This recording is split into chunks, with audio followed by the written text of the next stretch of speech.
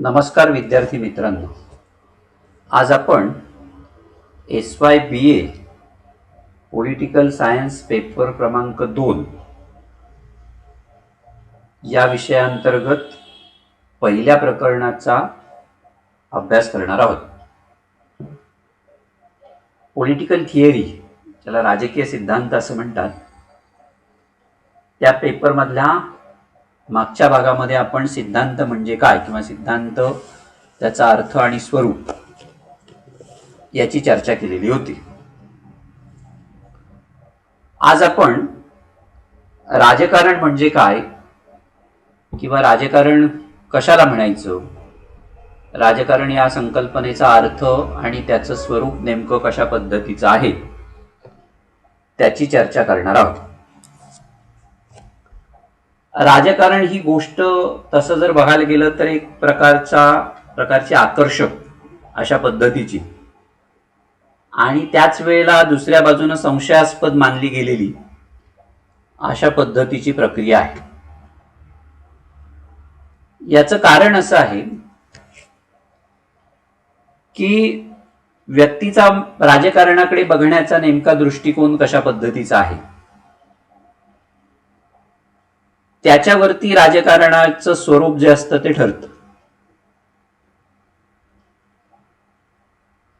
कुठल्याही व्यक्तीला जर आपण सहजपणे विचारलं राजकारणाबद्दलचं त्याचं मत, तर सर्वसाधारण व्यक्तीचा राजकारणाकडे बघण्याचा दृष्टिकोन हा निंदाव्यंजक स्वरूपाचा अशा पद्धतीचा असलेला आपल्याला दिसतो. म्हणजे काय तर राजकारण गटारगंगा आहे, राजकारणाशी माझं काही देणं घेणं नाही, मी स्वतः राजकीय नाही, अशा पद्धतीची भूमिका सर्वसामान्य माणसं किंवा व्यक्ती ज्या पद्धतीनं व्यक्त करतात, तोच अनुभव बऱ्याच वेळेला राज्यशास्त्र शिकणारे जे विद्यार्थी आहेत त्यांचा सुद्धा असलेला आपल्याला दिसतो. आणि त्यामुळे मग राजकारण ही काय भानगड आहे याविषयीचं एक कुतूहल जे असतं, हे कुतूहल निर्माण झालेलं आपल्याला दिसेल. साधारणतः एक गोष्ट राजकारणाची चर्चा करत असताना किंवा त्याच्या स्वरूपाविषयी बोलत असताना लक्षात ठेवणं गरजेचं आहे, ती म्हणजे राजकारणाचा विचार हा राज्यशास्त्रामध्ये होतो. आणि राज्यशास्त्र हे एक सामाजिक शास्त्र आहे. सामाजिक शास्त्रातल्या संकल्पना या नैसर्गिक शास्त्रांपेक्षा वेगळ्या असतात. भौतिक विज्ञानाच्या संकल्पनांमध्ये नेमकेपणा असतो, सामाजिक शास्त्रांमध्ये तो नसतो. आणि त्यामुळे राजकारणाबद्दल सुद्धा मतमतांतर असलेली किंवा त्या संकल्पनेविषयी मतांतर किंवा मतभेद असलेले आपल्याला साधारणतः दिसते. राजकारणाची चर्चा सुरू करताना राजकारण म्हणजे काय हा प्रश्न आपल्या समोर उभा राहतो. गटबाजी, कुटुंबातले हेवेदावे, एखाद्या ठिकाणी आपण जेव्हा काम करतो तेव्हा काम करत असताना इतरांबरोबर किंवा त्यांच्या विरोधातल्या ज्या काही कारवाया असतील तिथपासून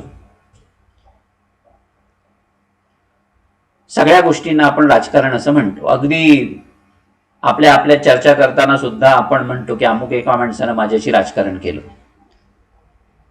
आणि त्यामुळे मग राजकारणाला एक गहन गूढ अशा पद्धतीचा अर्थ प्राप्त झालेला आपल्याला दिसतो.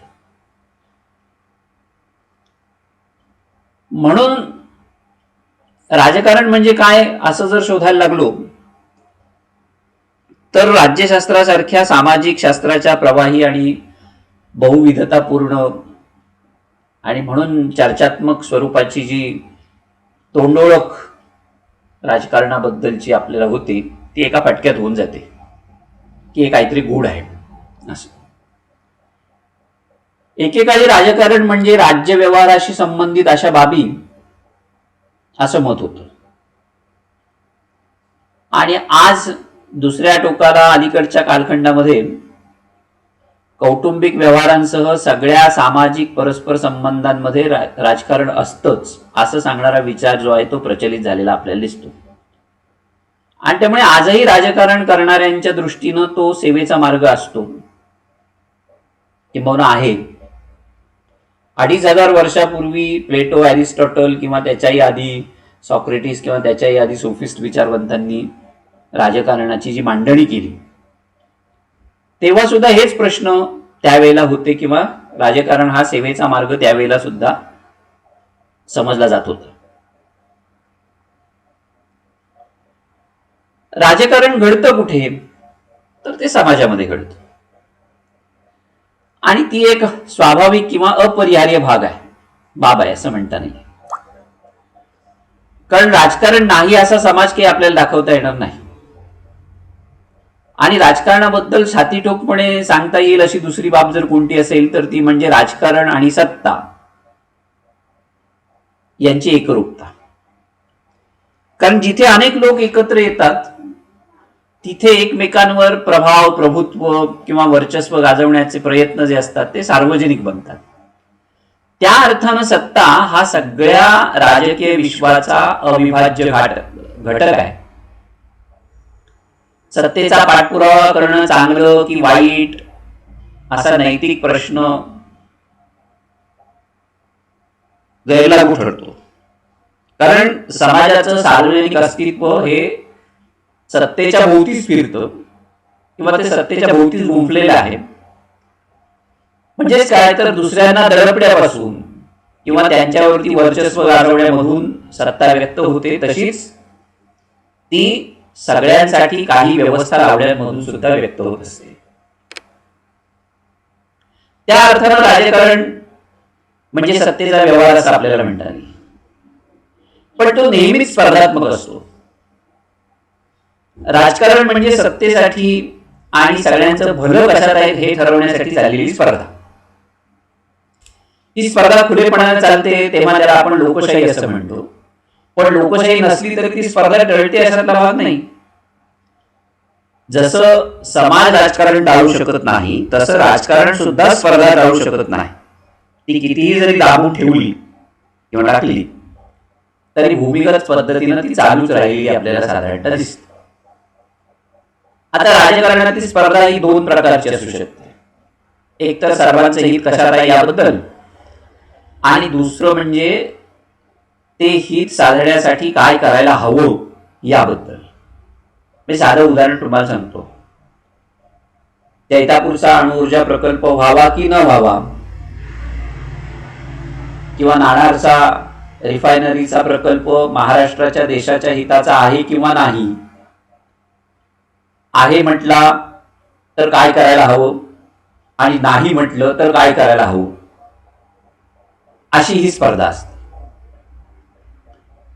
सत्ता आणि स्पर्धा यांच्या खेरीज आणखी एका संदर्भात राजकारणाचा विचार करता येतो किंवा करायला हवा, तो म्हणजे समाजातल्या सुट्या व्यक्तींचे स्वार्थ, समाजातल्या वेगवेगळ्या गटांचे स्वार्थ आणि सगळ्या समाजाचा स्वार्थ अशी एक साखळी बांधण्याची प्रक्रिया म्हणजे राजकारण असतं. त्या अर्थानं राजकारण म्हणजे सार्वजनिक हित ठरवण्याचा, त्याच्याकडे वाटचाल करण्याचे मार्ग ठरवण्याचा आणि सार्वजनिक हिताची कक्षा सतत रुंदावण्याचा व्यवहार असतो. आणि याच कारणासाठी राजकारणामध्ये स्वार्थ असतो ही तक्रार चुकीची किंवा अज्ञानापोटी केली जाणारी आहे.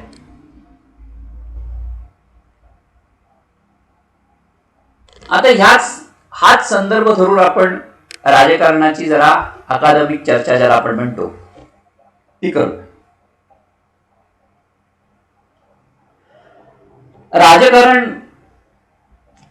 राजकारणाची परिणिती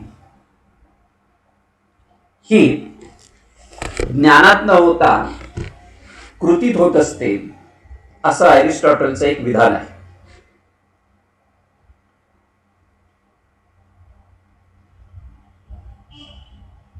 थोडक्यात काय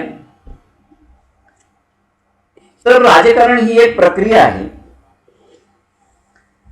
आणि त्याची जाणीव अरिस्टॉटलला होती, त्याच्याही आधीच्या विचारवंतांना होती, असं आपल्याला म्हणता येईल.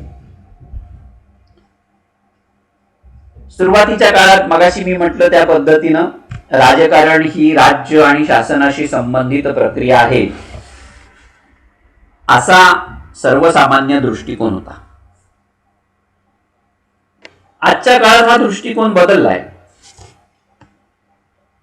अतिशय व्यापक भूमिकेतून आज राजकारणाची चर्चा किंवा राजकारणाचं विश्लेषण होतं, असं आपल्याला दिसतं.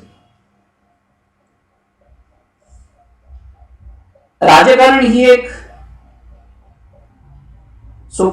अतिशय सोपी प्रक्रिया आहे, असा सर्वसामान्य लोकांचा समज आहे.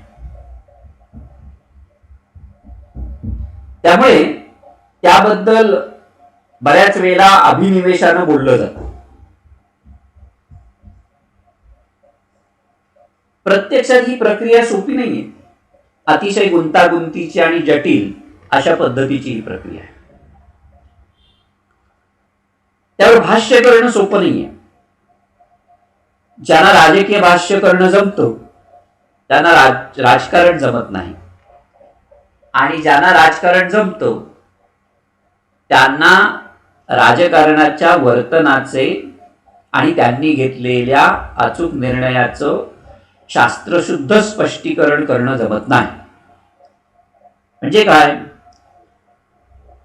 जर जे राजकारणाचे सिद्धांत मांडतात त्यांना राजकारण जमत नाही, आणि जे राजकारण करतात त्यांना राजकारणाचे सिद्धांत मांडता येत नाही, असं रॉबर्ट डाहलचं म्हणणं होतं. राजकारणामध्ये अनेक घटक, प्रभाव, व्यक्ती प्रत्यक्ष किंवा अप्रत्यक्ष कार्य करताना आढळतात. पण राजकारण केवळ त्यांच्यापुरतंच मर्यादित नसतं.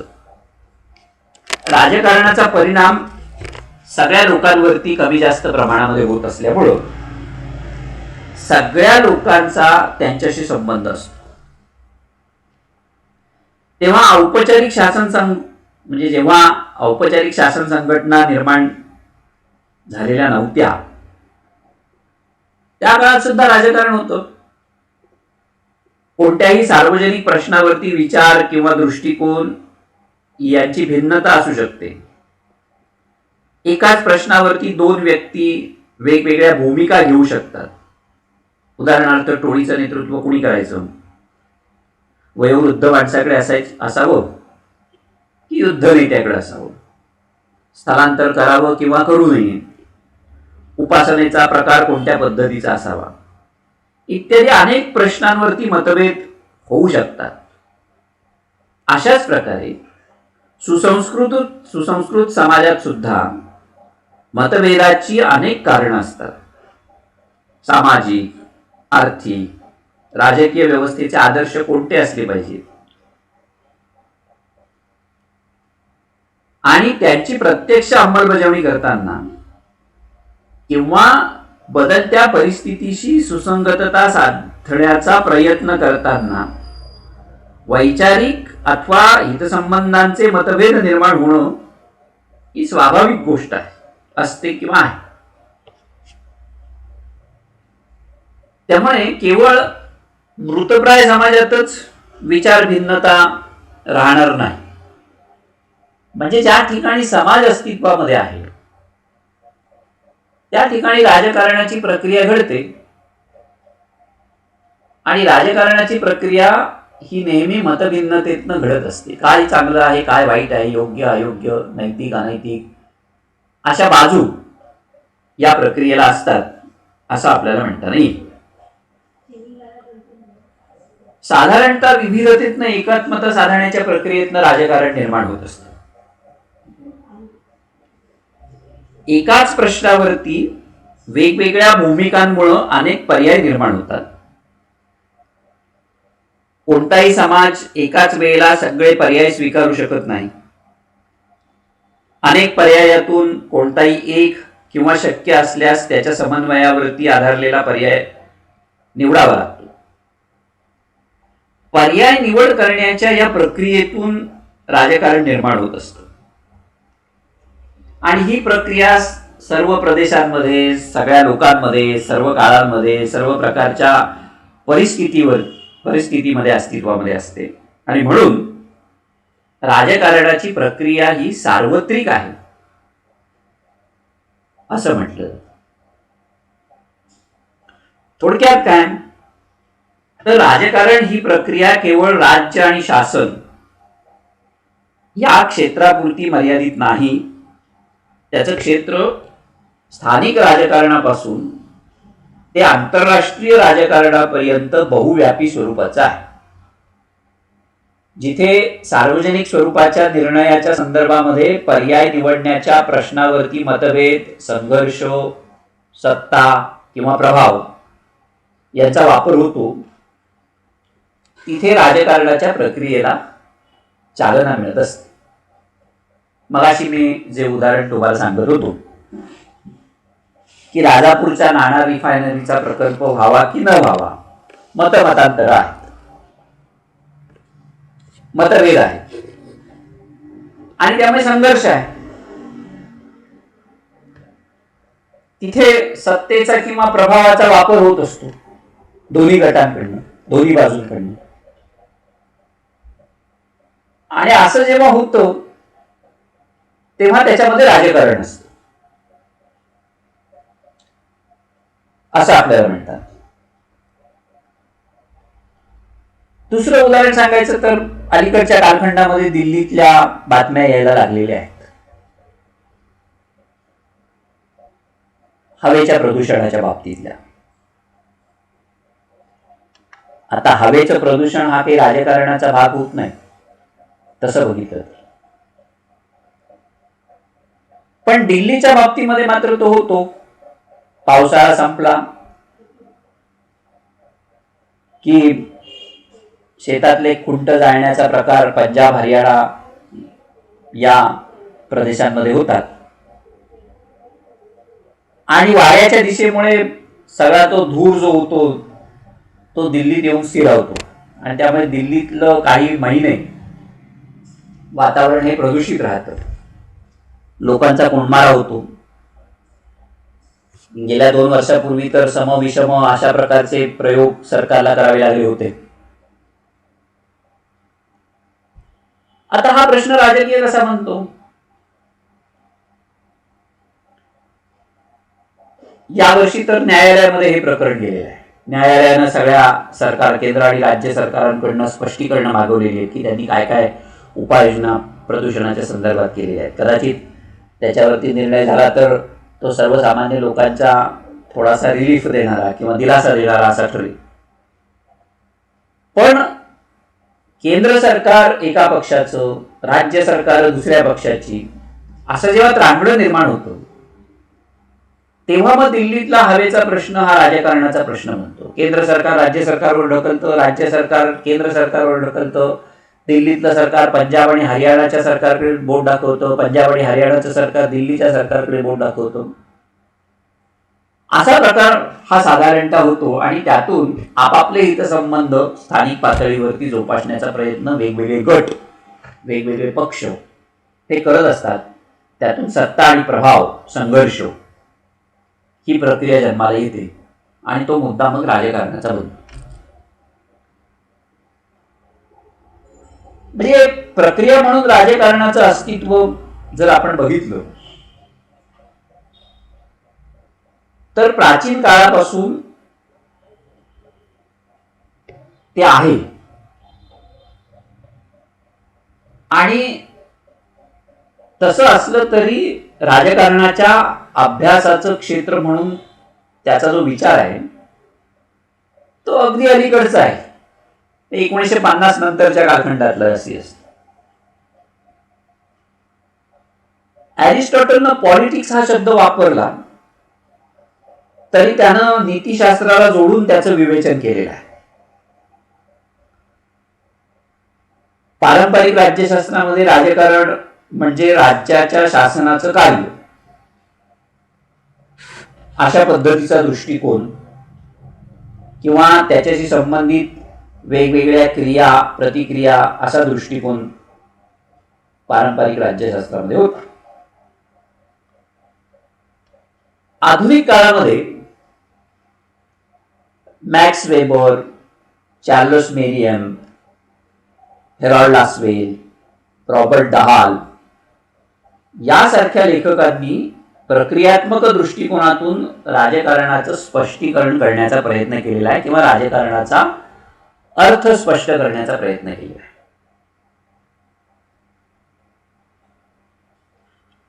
मॅक्स वेबरनं राज्य हे बलसामर्थ्याचा अधिकृत वापर करणारी एकमेव सत्ता आहे असं म्हटलेलं आहे. आणि म्हणून राजकारण म्हणजे राजकीय सत्तेत सहभाग घेण्याचा किंवा सत्ता वाटपावरती प्रभाव टाकण्याचा प्रयत्न होय असं त्याचं म्हणणं. आणि या प्रयत्नामध्ये मग काही लोक हौस म्हणून, काही लोक व्यवसाय म्हणून, काही लोक प्रासंगिक गरज म्हणून त्याच्यामध्ये सहभागी होत असलेले आपल्याला दिसतात. राजकारण या सगळ्यांचाच विचार करत असतं. चार्ल्स मेरियमनं राजकारण या शब्दात माणसाच्या राजकीय वर्तनाची प्रक्रिया गृहीत धरलेली आहे. त्याचं असं मत होतं की राष्ट्राच्या जीवनावरती परिणाम होईल अशा सामाजिक प्रक्रिया म्हणजे राजकारण. राजकारणाचा अभ्यास माणसाच्या राजकीय वर्तनाच्या अभ्यासातून होतो असं मेरियमचं म्हणणं होतं. हेरॉल्ड लासवेल यांनी राजकीय शक्ती रचना कशी आहे आणि त्यात कोणाला काय, केव्हा आणि कसं प्राप्त होतो याचा अभ्यास म्हणजे राजकारण होय अशा पद्धतीची व्याख्या केलेली आहे. लॉसवेलची व्याख्या ही एका अर्थानं राजकारणाच्या प्रक्रियेच्या जवळ जाणारी अशा पद्धतीची आहे. कारण राजकीय सत्तेची रचना नेमकी कशा पद्धतीची आहे म्हणजे आपल्या देशाच्या संदर्भात बोललो तर आपल्याकडे संसदीय लोकशाही आहे. आणि मग ह्या सगळ्या रचनेमध्ये कोणाला काय, केव्हा आणि कसं प्राप्त होतं याचं अध्ययन म्हणजे राजकारण किंवा राजकारणाचा अभ्यास. कोणता पक्ष काय भूमिका घेतो, केव्हा कोणती धोरणं ठरवली जातात आणि आपली उद्दिष्ट कशा पद्धतीने प्राप्त केली जातात. कारण मगाशी आपण राजकारण हे स्पर्धात्मक आहे असं म्हणत होतो. म्हणजे ही स्पर्धा आहे, या स्पर्धेमध्ये कुणाला काय, केव्हा, कसं प्राप्त होतो या संबंधातल्या गोष्टींचा अभ्यास म्हणजे राजकारण किंवा राजकारणाचा अभ्यास असं लॉसवेलचं म्हणणं. डेव्हिड ईस्टन यांनी राजकीय व्यवस्थावादी दृष्टिकोनातून राजकारणाचा विचार केलेला आहे. त्यांचं असं म्हणणं होतं की अधिकारयुक्त मूल्य नियुक्ती करणारी रचना म्हणजे राजकारण. मूल्यांची प्रस्थापना करण्यासाठी जेव्हा अधिकाराचा वापर केला जातो ती मानवी प्रक्रिया जी आहे त्याला आपण राजकीय व्यवस्था किंवा राजकारण असं म्हणतो.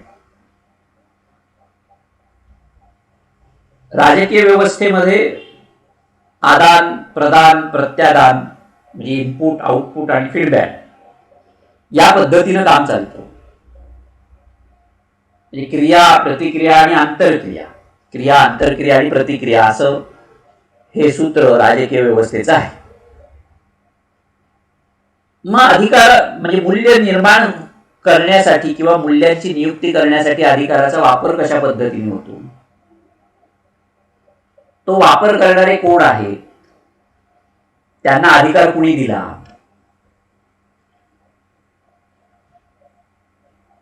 ह्या सगळ्या गोष्टी ज्या आहेत त्या राजकीय अभ्यासाच्या किंवा राजकारणाच्या अभ्यासाच्या गोष्टी ठरतात. आणि म्हणून डेव्हिड ईस्टन यांनी राजकीय व्यवस्थावादी दृष्टिकोनातून अधिकारयुक्त मूल्यनियुक्ती करणारी रचना म्हणजे राजकारण अशा पद्धतीची व्याख्या केलेली आपल्याला दिसते. मॅक्रेटिस आणि वॉर्ड यांनी सार्वजनिक व्यवहाराच्या क्षेत्रात समस्या निर्धारण करून त्यावर निर्णय घेण्याची किंवा ते अंमलात आणण्याची व्यवस्था म्हणजे राजकारण अशा पद्धतीची व्याख्या केलेली आहे.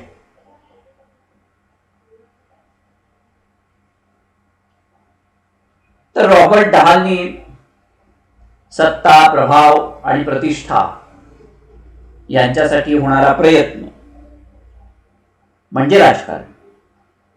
राजकारणामध्ये सत्ता असते, सत्तेच्या माध्यमातून प्रभाव निर्माण करण्याचा प्रयत्न केला जातो आणि प्रतिष्ठा जोपासण्याचा प्रयत्न होतो. हे सगळं जेव्हा एकदम होत असतं तेव्हा त्या प्रक्रियेला राजकारण असं म्हणतात, असं रॉबर्ट डहालचं म्हणणं होतं. थोडक्यात काय तर राजकारण स्थिर नसून गतिमान आहे. त्याचं मुख्य कारण ते स्वयमेव नसून तो एक परिणाम आहे. सामाजिक आणि राजकीय परिस्थिती ही त्याची बाह्य सीमा असते आणि त्या सीमेच्या अंतर्गत सहभागी होणाऱ्या विविध घटकांच्या अपेक्षा, मागण्या, उपलब्ध पर्याय, सत्ता आणि प्रभाव यांचं वितरण, उपलब्ध साधन सामुग्रीच्या मर्यादा इत्यादी अनेक घटकांच्या परस्परांशी होणाऱ्या आंतरक्रियांचा परिणाम होऊन राजकारणाची एक विशिष्ट स्थिती निर्माण होत असते. साधं उदाहरण जर घ्यायचं म्हटलं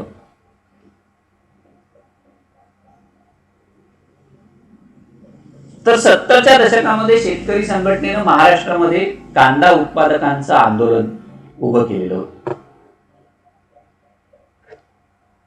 त्यांची मागणी होती की कांदा पिकाला हमीभाव मिळाला पाहिजे.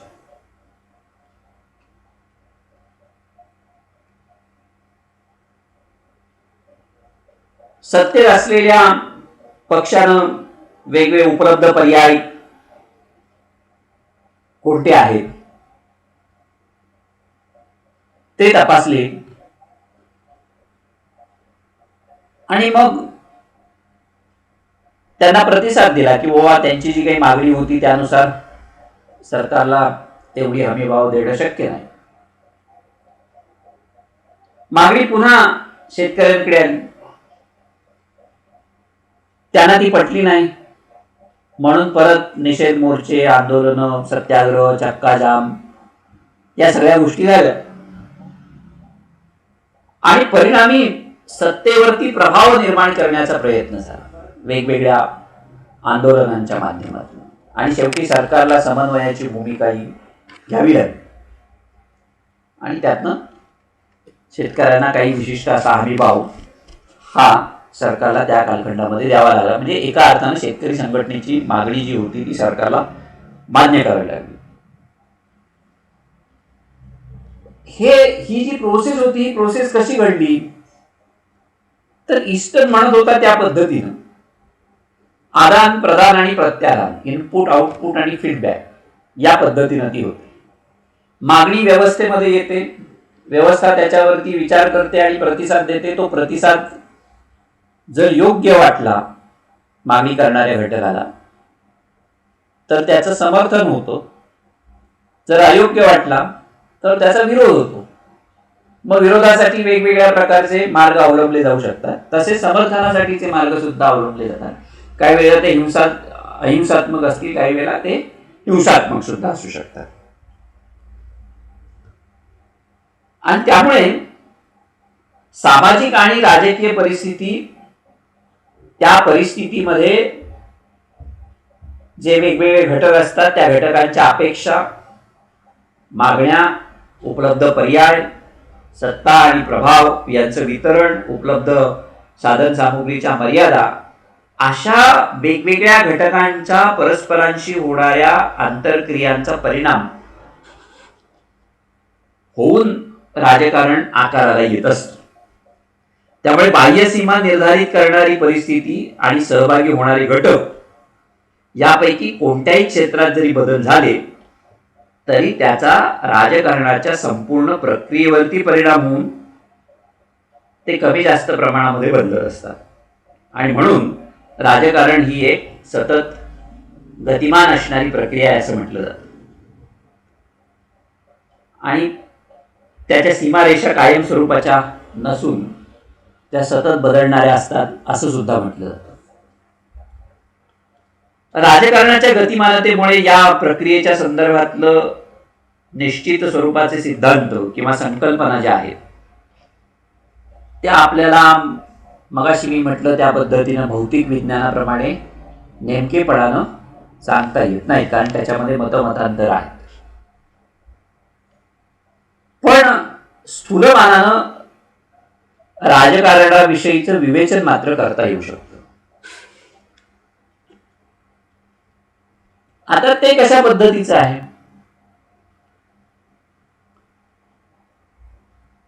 तर एक म्हणजे राजकारण ही राज्याशी संबंधित प्रक्रिया आहे असं म्हणता येतं.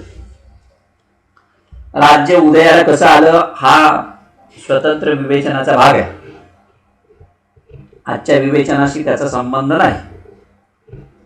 पण मानवी समाजाच्या ज्ञात इतिहासामध्ये अस्तित्वात असलेली राज्य राजकीय प्रक्रियेतून निर्माण झालेली असल्यामुळं त्यांच्या निर्मिती प्रक्रियेशी संबंधित राजकारणाचा अभ्यास करता येतो. उदाहरणार्थ, भारत हे एक स्वतंत्र राज्य अस्तित्वात आलं. त्यापूर्वीचा स्वातंत्र्य संग्राम, वाटाघाटी, स्वातंत्र्य प्रदान करण्याच्या ब्रिटिश अधिसत्तेचा निर्णय इत्यादी, म्हणजे या सगळ्या संपूर्ण प्रक्रिया राजकारणाच्या अभ्यास क्षेत्राचा भाग आहे असं आपल्याला म्हणता येईल. तसंच राज्याची वाटचाल सुरू असताना राज्याच्या शक्तीचा वापर करणाऱ्या वेगवेगळ्या संरचना संस्था याला आपण म्हणतो. उदाहरणार्थ विधिमंडळ असेल, कायदेमंडळ, कार्यकारी मंडळ आणि न्यायमंडळ. त्यांच्या क्षेत्रात सुरू असलेल्या राजकीय प्रक्रिया हा सुद्धा राजकारणाच्या अभ्यासाचा भाग असतो. राज्याचे इतर राज्य आणि आंतरराष्ट्रीय संघटनांशी संबंध असतात ते वेगवेगळ्या प्रकारचे असतात. त्यापैकी राजकीय स्वरूपाचे संबंध हे राजकारणाच्या अभ्यासाचं एक महत्वपूर्ण क्षेत्र आहे असं आपल्याला म्हणता येईल. या दृष्टिकोनातून राजकारण ही राज्याशी संबंधित प्रक्रिया आहे असं म्हटलं जातं. दुसरं म्हणजे राजकारण ही शासन स्वरूपी प्रक्रिया आहे. राजकीय व्यवस्थेमध्ये अनेक क्षेत्रामध्ये निर्णय घेणं, त्यांची अंमलबजावणी करणं इत्यादी स्वरूपाच्या नियंत्रण करणाऱ्या ज्या प्रक्रिया सुरू असतात त्या प्रक्रियांचा समावेश हा राजकारणामध्ये होत असतो.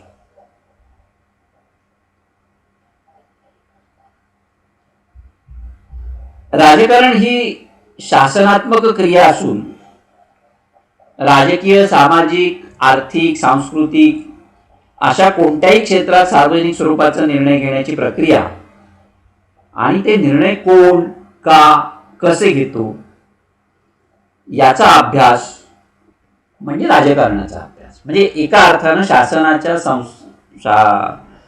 शासनाच्या संस्थांचा अभ्यास. या दृष्टिकोनातून राजकारण ही शासन स्वरूपी प्रक्रिया आहे असं म्हटलं जातं. तिसरी मांडणी राजकारण म्हणजे संघर्ष आणि समन्वय यांची प्रक्रिया आहे असं म्हटलं जातं. राजकीय प्रक्रियेमध्ये सहभागी होणाऱ्यांचं उद्दिष्ट वेगवेगळ्या प्रकारचं असतं. सत्ता, प्रतिष्ठा किंवा प्रभाव यांची अभिलाषा,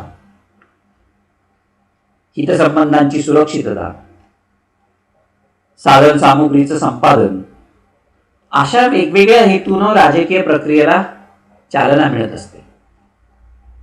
अशा प्रकारे व्यवस्थेवरती होणाऱ्या मागण्या आणि त्यांची पूर्ती करण्याची व्यवस्थेची क्षमता, या दोन स्थितीत जर अंतर असेल तर व्यवस्थेमध्ये संघर्ष निर्माण होतात. म्हणून संघर्ष निर्माण होण्याची कारणं कोणती आहेत, संघर्षाचं स्वरूप आणि क्षेत्र कोणतं आहे, त्याचं निराकरण कशा प्रकारे होईल, आणि तसं करताना मागणी आणि अपेक्षा व्यक्त करणाऱ्यांचा परस्परांशी किंवा व्यवस्थेशी किती प्रमाणामध्ये आणि कोणत्या पद्धतीनं समन्वय शक्य होईल, याचा विचार आणि तसा प्रयत्न करणं हे राजकारणाचं क्षेत्र आहे. साधं उदाहरण सांगायचं म्हटलं तर अतिवृष्टीमुळं शेतकऱ्यांचं नुकसान झालेलं आहे आत्ताच्या कालखंडात. आणि त्यामुळे आत्ताच्या विरोधी पक्षानं शेतकऱ्यांच्या वतीनं काही मागण्या केलेल्या आहेत सरकारकडे. आत्ताचा विरोधी पक्ष हा गतवर्षी सत्ताधारी पक्ष होता.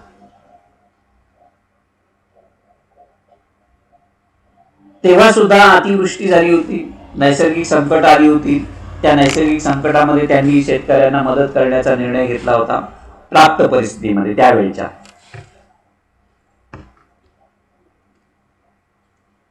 त्याला विरोध करण्याचा प्रयत्न आजच्या सत्ताधाऱ्यांनी केलेला होता. आणि हेक्टरी 50,000 रुपयांची मदत शेतकऱ्यांना द्यावी अशा पद्धतीची मागणी त्यावेळेला विरोधी म्हणजे आजच्या सत्ताधारी गटानं विरोधी पक्षात असताना केलेली होती. त्यामुळे आज जेव्हा तशाच पद्धतीची वेळ शेतकऱ्यांवरती आली, तेव्हा कालचा सत्ताधारी आणि आजचा विरोधी पक्ष असलेल्या पक्षांनी गेल्या वर्षीची आठवण सरकारला करून दिली की गेल्या वर्षी तुम्ही बांधावरती जाऊन अमुक अमुक रक्कम देणार असं म्हटलेलं होतं, ती पूर्ण करा. आता प्रश्न कसा आहे, मी मगाशी म्हटलं त्या पद्धतीनं की व्यवस्थेमध्ये होणाऱ्या मागण्या आणि त्यांची पूर्ती करण्याची व्यवस्थेची क्षमता, या दोन स्थितीमध्ये जर अंतर असेल तर व्यवस्थेमध्ये संघर्ष निर्माण. आणि तो गेल्या वर्षी झाला, आताही आहे. गेल्या वर्षी मदत अपुरी होती असं शेतकऱ्यांचं म्हणणं होतं. आजही सरकारनं जी काही 10,000 कोटी रुपयांची मदत केलेली आहे ती अपुरी आहे असं शेतकऱ्यांचं म्हणणं आहे, विरोधी पक्षांचं म्हणणं आहे. म्हणजे एका अर्थानं संघर्षात्मक वातावरण. आता हा संघर्ष का निर्माण होतोय, त्या संघर्षाचं स्वरूप नेमकं कशा पद्धतीचं असणार आहे, त्याचं क्षेत्र कोणतं आहे, त्याचं निराकरण कशा पद्धतीने होणार आहे भविष्यातल्या कालखंडामध्ये. तर हा विषय इथेच थांबणार आहे असातला भाग नाही. विधानसभेमध्ये प्रश्न लावून धरले जातील, गोंधळ होईल, हे सगळं नेहमीच जे काही आपण ज्याला आपण म्हणतो ते सगळी प्रक्रिया होत असणार आहे. त्याला आपण राजकारणाची प्रक्रिया असं म्हणतो. आणि मग तिथे संघर्ष आहे आणि समन्वय आहे, दोन्ही आहे. त्यामुळे मागणी आणि अपेक्षा याच्यामध्ये किती प्रमाणामध्ये आणि कोणत्या पद्धतीनं समन्वय शक्य होतो किंवा तसा करण्याचा प्रयत्न करणं, तो कशा पद्धतीने केला जातो, काय तोडपाणी होतो या सगळ्या प्रक्रियेमध्ये, हा अभ्यासाचा भाग असतो.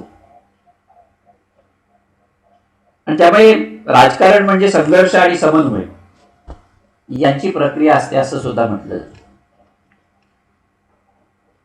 आणखीन एक गोष्ट राजकारणाच्या बाबतीमध्ये साधारणतः म्हटली जाते ती म्हणजे राजकारण ही राजकीय वर्तनाशी संबंधित प्रक्रिया आहे. प्रत्येक व्यक्तीचा राजकारणाशी संबंध येत असला तरी त्याचं वर्तन सदैव राजकीय नसतं. काही प्रसंगी राजकीय आणि काही प्रसंगी अराजकीय, पॉलिटिकल आणि अपॉलिटिकल असा मानवी वर्तनाचा प्रकार असतो. म्हणून राजकीय वर्तन कशाला म्हणायचं, त्याला कारणीभूत असणाऱ्या प्रेरणा, परिस्थिती, जाणीवा, अनुभव कोणते असतात इत्यादींचा अध्ययन हा राजकारणाशी संबंधित असलेला विषय असतो. उदाहरणार्थ नेते आणि अनुयायी यांचं वर्तन, मतदारांचं वर्तन, साधन संपत्तीविषयीचा त्यांचा दृष्टिकोन, मग तो कधी हिंसात्मक असतो, कधी अहिंसात्मक असतो, कधी स्वार्थ प्रेरित असतो, कधी कल्याणकारी असतो. या सगळ्यांचा संबंध राजकारणाशी येत असतो. आणि त्यामुळे राजकारण हे राजकीय वर्तनाशी संबंधित अशा पद्धतीची प्रक्रिया आहे असं म्हटलं जातं. थोडक्यात काय तर राजकारण हे एक शास्त्र नसून कला आहे. वेगवेगळ्या राजकीय मागण्या आणि अपेक्षा यांच्या समर्थनासाठी निर्माण होणारे दबाव, प्रभाव आणि सत्ता इत्यादींचा व्यवस्थेशी क्षमता, प्रस्थापित मूल्य आणि परिस्थितीशी समन्वय करण्याचा प्रयत्न राजकारणाच्या माध्यमातून होत असतो. त्यामुळे योग्य पर्याय निवड करण्याची कला म्हणजे राजकारण. तसंच ते स्वतः नैतिक किंवा अनैतिक नसतं. राजकीय प्रक्रियेमध्ये सहभागी होणाऱ्यांची उद्दिष्ट आणि साधनांचा वापर करण्याचा दृष्टिकोन राजकारणाचं स्वरूप निश्चित करत असतं. म्हणून मी पहिल्यांदा जे म्हटलं होतं की सर्वसामान्य व्यक्तीचा राजकारणाकडे बघण्याचा दृष्टिकोन जो आहे हा दृष्टिकोन निंदाव्यंजक असलेला आपल्याला दिसतो. आता निंदाव्यंजक का आहे तर राजकारणामध्ये असलेली माणसं आणि ती वापरत असलेले हेतू, त्यांचे हेतू आणि त्यांची साधनं ही नेमकी कशा प्रकारची आहेत याच्यावरती राजकारणाचं स्वरूप ठरत असतं. त्यामुळे राजकारण स्वतः कधी नैतिक नसतं, अनैतिक नसतं. राजकीय प्रक्रियेमध्ये सहभागी होणाऱ्यांची उद्दिष्ट, त्यांच्या साधनांचा वापर करण्याचा दृष्टिकोन राजकारणाचं स्वरूप निश्चित करतो. म्हणून मॉरिस दुवर्जर या लेखकानं राजकारणाला ग्रीक पौराणिक वाङ्मयातील जानोस या दोन मुख असलेल्या देवतेची उपमा दिलेली आहे. ते एकाच वेळेला चांगलं आणि वाईट, हितकारक आणि नुकसानकारक राहू शकतं. राजकारणाचा उपयोग कोण कशा प्रकारे करतो आणि कोणावरती काय परिणाम होतो यावरती राजकारणाचं स्वरूप अवलंबून असतं. थोडक्यात काय तर कॅटेलिन म्हणतो त्या पद्धतीनं की राजकारण हे नैतिक दृष्ट्या तटस्थ असतं. ते कुठल्या एका बाजूचं नसतं.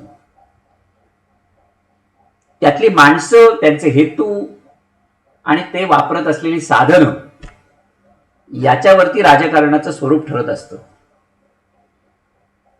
तिथे जितकी विविधता निर्माण होईल तितकी राजकीय प्रमेय निर्माण होत असलेली आपल्याला दिसतील किंवा तितके राजकीय सिद्धांत किंवा राजकीय विश्लेषण जे असतात ते निर्माण होतात. आणि त्यामुळे एक गोष्ट आपण कायम लक्षात ठेवली पाहिजे राजकारणाच्या बाबतीत, ती म्हणजे राजकारण ही नेहमी एक कृती असते, गतिमान प्रक्रिया आहे. आणि राजकारणाची परिणिती जी आहे ती ज्ञानामध्ये होत नाही, तर त्याची ती कृतीमध्ये होत असते. हे जे अरिस्टॉटल म्हणतो ते योग्य आहे. आणि या दृष्टिकोनातून आपल्याला राजकारणाकडे बघावं लागेल. आणि त्यात राजकारणाची ही जी प्रक्रिया आहे या प्रक्रियेची जी प्रमेय असतात त्याला आपण राजकीय सिद्धांत असं म्हणतो. पुढच्या भागामध्ये आपण राजकीय सिद्धांत, राजकीय विश्लेषण याचा आढावा घेऊ. तूर्तास आपण इथेच थांबू. धन्यवाद.